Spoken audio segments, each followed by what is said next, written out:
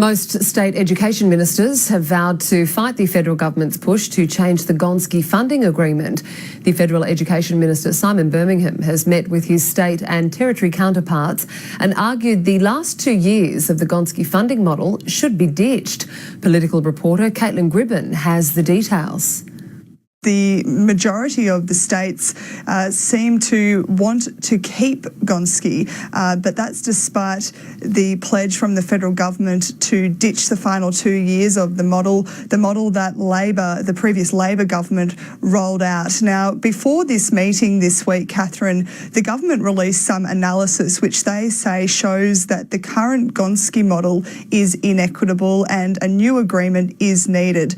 Now, in this analysis, this modelling that we've seen from the government says that, for example, schools with the same level of need receive different funding levels in different states, and that's a fault of, they say, the deals that Labor struck in the lead up to signing Gonski agreements, and that's why a new model is now needed. But nonetheless, many state and territory ministers today say that they don't agree with that. But this is just the start of discussions around this issue with the states. No agreement was struck today, no deal. These negotiations are going to roll on well into next year, we understand. But despite some fiery exchanges, Catherine, in the lead up to this meeting, the Education Minister, Simon Birmingham, has told reporters that inside the meeting it was actually quite a cooperative mood. A much more constructive discussion inside the room today than the type of political chest beating we often see in the public comments from the state ministers. Of course, states will always ask for more money. States have always asked for more money, and state ministers will always ask for more money. But what I explained to them today is that we are providing record levels of funding.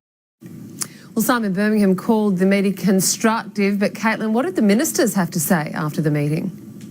Some ministers have been pretty fired up still after this meeting today, Catherine. They say that they are sticking to their guns, that they want the government to maintain the final 2 years of the Gonski funding. They don't want the government to ditch it. Some have also said that this debate is somewhat harping back to the bad old days of debate around schools funding, and that we should be moving on from this issue, they say. Let's have a listen to some of those education ministers who spoke after the meeting, firstly with South Australia's Susan Close. There was much debate but little agreement over funding, as would be expected. We maintain our view that the Gonski deal was one that was committed to with all states and ought to be maintained. The Gonski arrangement is not just about a model for giving money to students who require it, but it is also about a quantum. And Gonski without the quantum doesn't work. They're going to break the hearts of, I think, a lot of parents out there right across Australia. We were so close to having a national system of school funding, and what's been put to us today, informally, no papers. The only stuff we've read is stuff that's been in the newspapers. It just raises more questions than it resolves. Yeah, I know. I'm a Nigel No friends in this space. I appreciate that, but I'm from Western Australia and I'm used to that. At the moment, the current funding model is fatally flawed. You've got a situation where a child from Western Australia is being funded at a much lower rate than a child from any other state in the nation. That's purely and absolutely as a direct result of the fact that we fund our schools so well. You do not penalise a state because they fund their students well. Can I give a bit of a recommendation to my colleagues in the other states? Fund your schools. Stop.